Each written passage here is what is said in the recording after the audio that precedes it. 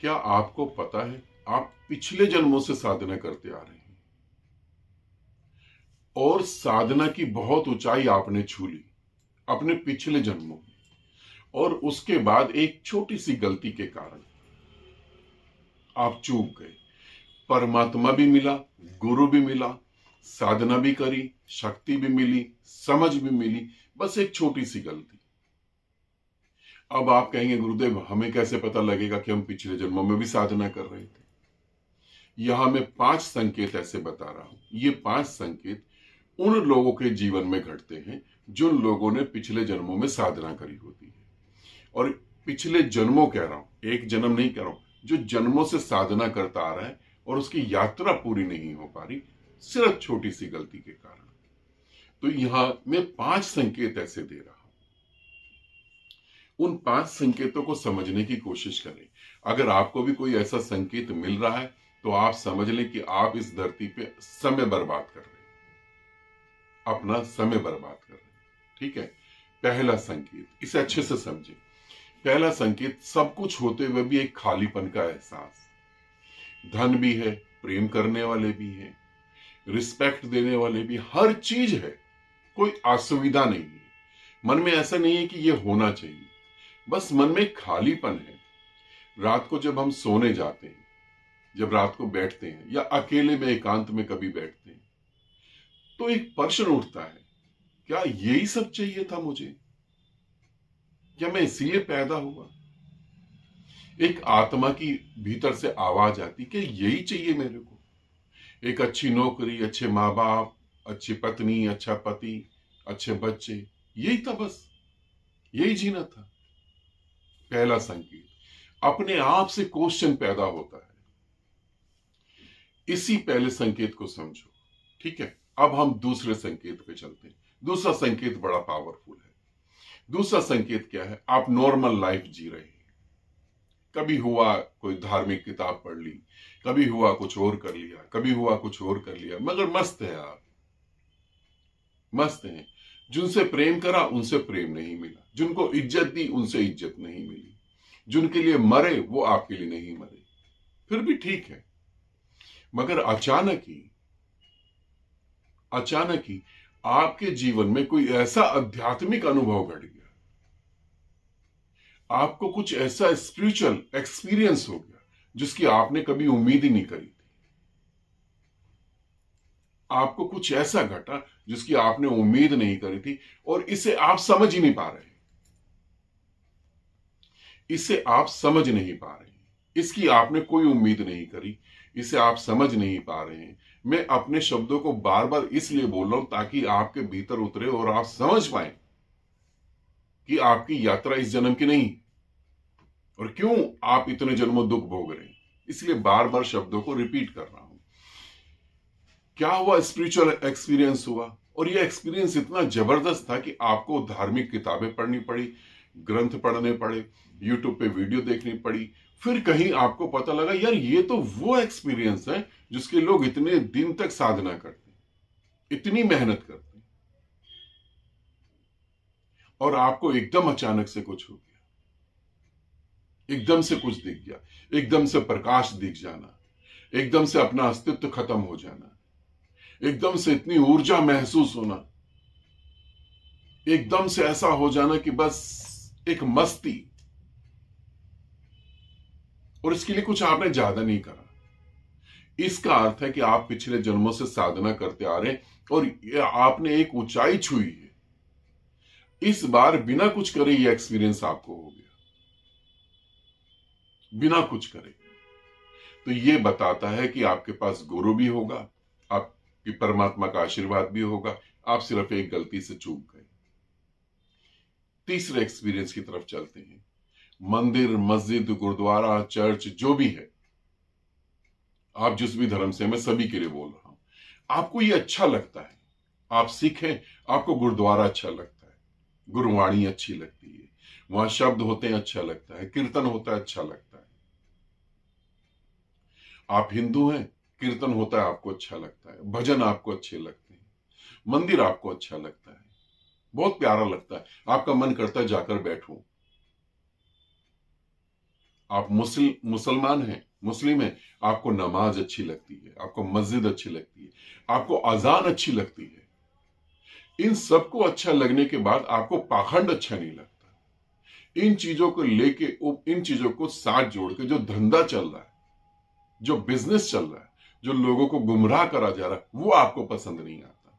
For example, जैसे आप हिंदू धर्म से हैं, आपको मंदिर अच्छा लगता है, एक शांति, एक सुकून, आपको कीर्तन अच्छा लगता है, मगर कोई कहता है कि शिवलिंग पर जल चढ़ाओ आपकी इच्छा पूरी हो जाएगी।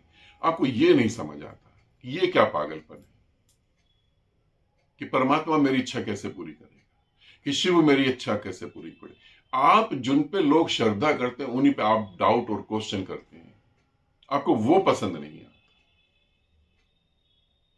आपको शिव पसंद आते हैं, मगर ये दकियानुसी बातें आपको पसंद नहीं आती।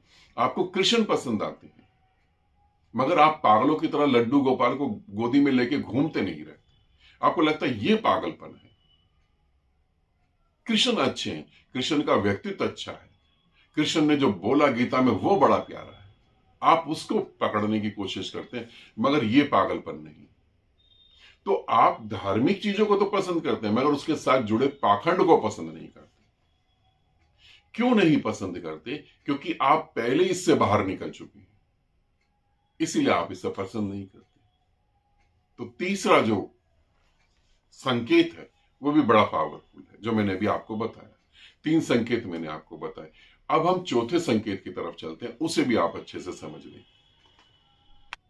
चौथा संकेत जो बड़ा पावरफुल संकेत है, अचानक ही वैराग्य पैदा हो जाना। अचानक ही वैराग्य पैदा हो जाना, अचानक ही भीतर पैदा हो जाना, घर बार सब कुछ छोड़ दो यार, कहीं चला जाऊं, ये जो भी कुछ मेरे आसपास है ये मेरे लिए है ही नहीं, मैं इनके लिए बना ही नहीं। ऐसा नहीं कि पत्नी दुख दे रही है, कि पति दुख दे रहा है, कि बच्चे गालियां बक रहे हैं, कि माँ बाप सता रहे हैं, ऐसा नहीं। बस मैं कहीं चला जाऊं दूर, अकेला कहीं, कहीं जंगलों में, कहीं नदी के पास, जानवरों के साथ, पेड़ पौधों के साथ, पशु पक्षियों के साथ, एक अलग दुनिया में चला जाऊं। वैराग्य पैदा हो जाना, अब किसी से कोई उम्मीद नहीं, अचानक ही वैराग्य पैदा हो जाना। क्यों अचानक ही पैदा हो जाना? क्योंकि पिछले जन्म में तुमने ये सब जिया है, पिछले जन्म में भी तुम्हें किसी से कोई मतलब नहीं था, अब आ गए, भूल गए, फंस गए, अब फिर तुम्हें वैराग्य पैदा हो रहा है।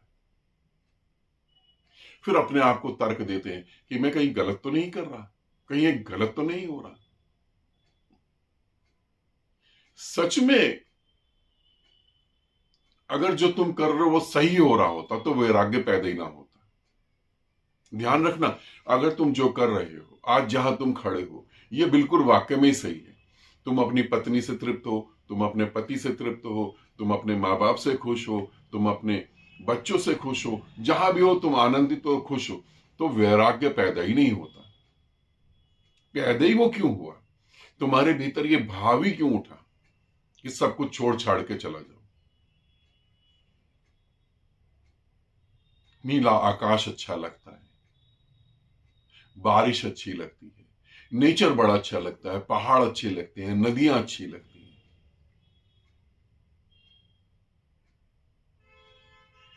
अब चलते हैं 5वें संकेत पे। 5वां संकेत सबसे पावरफुल संकेत है, इसे समझ लेना। 5वां संकेत सबसे पावरफुल संकेत है। ये क्या होता है? किसी अज्ञात व्यक्ति की खोज, किसी की खोज, कोई मेरा अपना कहीं है, उसकी ढूंढ। और वो खोज किसकी होती है? वो गुरु की खोज होती है। अपने गुरु तक पहुंचने के लिए आप लाखों नकली लोगों के, नकली गुरुओं के पास पहुंचते हैं। आप नकली गुरु के पास पहुंचते हैं, आपको लगता है ये गुरु नहीं है, ये ढोंगी है, यहां ढोंग हो रहा है, यहां पाखंड है। आप जाते हैं पूरी श्रद्धा से, मगर आपको कहीं कुछ नहीं मिलता। आप मूर्तियों के आगे रोते हैं, आपको कुछ नहीं मिलता। कोई ऐसा है जो मेरा अपना है और वो मुझे मिल नहीं रहा। ये तुम्हें इतनी बेचैनी पैदा करता है कि तुम्हें लगता है कि पागल हो जाऊंगा मैं। ये तुम्हें एकांत में नहीं बैठने देता। ये तुम्हें एकांत में नहीं बैठने देता, क्योंकि जैसे तुम एकांत में बैठोगे वैसे ही लगेगा कोई है, कोई मुझे समझने वाला चाहिए। क्योंकि जिनको तुम अपनी स्थिति समझा रहे हो वो तो तुम्हें पागल कहेंगे, है ना, उन्हें तुम समझा ही नहीं पाओगे। कोई मुझे अपना चाहिए, कोई मेरा अपना जो मुझे समझ सके। एक खोज चलेगी अंदर ही अंदर। अगर ये पांचवा संकेत है तो ये पक्की बात है कि तुम पिछले जन्मों में गुरु से मिले, गुरु के साथ जुड़ के साधना करी, सब कुछ करा, मगर एक गलती हुई। अब वो गलती समझ लो, ये गलती महत्वपूर्ण है। ये गलती क्या हुई? तुम्हारे मन ने तुम्हें समझा दिया कि तू पहुंच गया, तू पहुंच गया। ज्ञान भी तुझे मिला, शक्ति भी तुझे मिली, भक्ति भी तुझे मिली, गुरु के प्रति प्रेम भी तेरा, गुरु का आज्ञा का पालन भी तू करता है, और जहां लोगों को समझाना है वहां तू गुरु जैसे समझाता है वैसे तू भी समझा देता है लोगों को। हर काम तू कर देता है, जो गुरु करता है वो तू कर देता है। तो जो गुरु करता है वो तू कर देता, तो तू पहुंच गया। मन ने समझा दिया कि मैं पहुंच गया। ये मैं पहुंच गया, ये अहंकार, सूक्ष्म अहंकार कि मैं पूर्ण हुआ, यही सबसे बड़ी गलती है और कोई गलती नहीं। कि मैं पूर्ण हो गया, अब मुझे किसी चीज की जरूरत नहीं, अब मुझे गुरु की भी जरूरत नहीं। और जब साधक को लगता कि मैं पूर्ण हुआ, समझना, जब साधक को लगता मैं पूर्ण हुआ तब वो इतनी बड़ी गलती करता है। क्योंकि जो पूर्ण हो गए, जिनको लगता नहीं जो पूर्ण हो गए, उन्होंने कभी नहीं कहा कि मैं पूर्ण हुआ। उन्होंने कहा कि मैं गुरु के प्रसाद में जी रहा हूं, मैं गुरु की कृपा में जी रहा हूं, मैं कुछ नहीं कर रहा, मेरा गुरु कर रहा है। उन्होंने कभी नहीं कहा कि मैं पूर्ण हुआ। मगर सूक्ष्म अहंकार कहता है कि मैं पूर्ण हो गया, अब मुझे किसी की भी जरूरत नहीं, अब मुझे कुछ नहीं चाहिए। और मन दिखाता है, आप अगर किसी को समझाते हैं तो मन कहता है वाह, सामने वाला भी कहता है कि आपने तो कितने आराम से समझा दिया। आपका मन कहता है देख, है ना तेरे को ज्ञान। और ऐसे भ्रम पैदा करता है, आपको लगता है ये तो सहज ही बह रहा है। जैसे गुरु कहता है मुझसे सहज बह रहा है, ऐसे हमसे भी सहज बह रहा है। हम थोड़ी ना कर रहे, गुरु कर रहा है। तो ये इतना सूक्ष्म है, इतना सूक्ष्म है कि 99% साधक यहां चूक जाते हैं और अपनी साधना को छोड़कर वो समाज सेवा में उतर जाते हैं, और समाज सेवा के चक्कर में उनका परिवार और वो खुद बर्बाद हो जाते हैं अंततः, और पागल होकर मरते हैं। इतनी ऊंचाई पर आने के बाद ये होता है। कल मेरे से एक साधिका ने भी पूछा कि गुरुदेव, जब हम इतनी ऊंचाई पे आते हैं तो मन हमें धोखा क्यों देता है, मन गुरु के खिलाफ क्यों खड़ा हो जाता है। जब आप बहुत ऊंचाई पे आते हैं तब मन गुरु के खिलाफ इसलिए खड़ा होता है कि अब मन मरने वाला है। ये मन का आखिरी हथकंडा है, ये मन का आखिरी प्रयास है कि वो आपको अपने गुरु के खिलाफ खड़ा करेगा। अब आपको देखना है, आप मन की सुनते हैं या गुरु जीवन में आया उसके बाद क्या आपके अंदर बदलाव हुए, या गुरु आया उसके बाद क्या आनंद आपको मिला, आप उसकी तरफ जाते हैं या मन का सुनते हैं। तो ये सूक्ष्म अहंकार बड़े बड़े ध्यानी और बड़े बड़े ज्ञानी और बड़े बड़े भक्तों को लेकर डूब जाता है। तो इन सभी संकेतों को समझें। इनमें से 2 संकेत भी आपके जीवन में हैं तो आप पक्का समझ लें कि आप पिछले जन्मों से साधना करते आ रहे हैं और इस गलती के कारण आप चूक गए, और ये गलती अब दोबारा नहीं करें, है ना। मेरा वीडियो बनाने का मकसद ये था कि अब आप ये सारी चीजें समझ लें, अब आप ये गलती नहीं करें। और मुझे नहीं पता, जैसे मैं वीडियो में बोल रहा हूं, मुझे नहीं पता कौन देख रहा है, कहां देख रहा है, कैसी स्थिति है। अब अगर ये पता लग जाए और कोई बुद्ध आपको मिले तो उस बुद्ध को ऐसा पकड़ लेना, वो भले ही कहता रहे छोड़ छोड़ छोड़, छोड़ना मत। दोबारा से दोहरा दूं, अब अगर कोई बुद्ध मिल जाए, तुम्हें तुम्हारा गुरु मिल जाए, और गुरु चाहे कुछ भी कहे, तुम छोड़ना मत। अब है ना, क्योंकि अहंकार तो कह देगा कि गुरु कह रहा चलो छोड़ो। छोड़ना नहीं, अपने अहंकार से सावधान रहना, ये जन्म बर्बाद मत कर लेना, ठीक है। इसे समझो अच्छे से। और आपको लगता है कि हाँ कुछ संकेत आपके जीवन में है तो आप जरूर कमेंट्स करना, और मैं कमेंट्स पढ़ के आपको आंसर करूंगा जैसे मुझे समय मिले। ये सूक्ष्म अहंकार जो है, ये सबसे बड़ी बात है।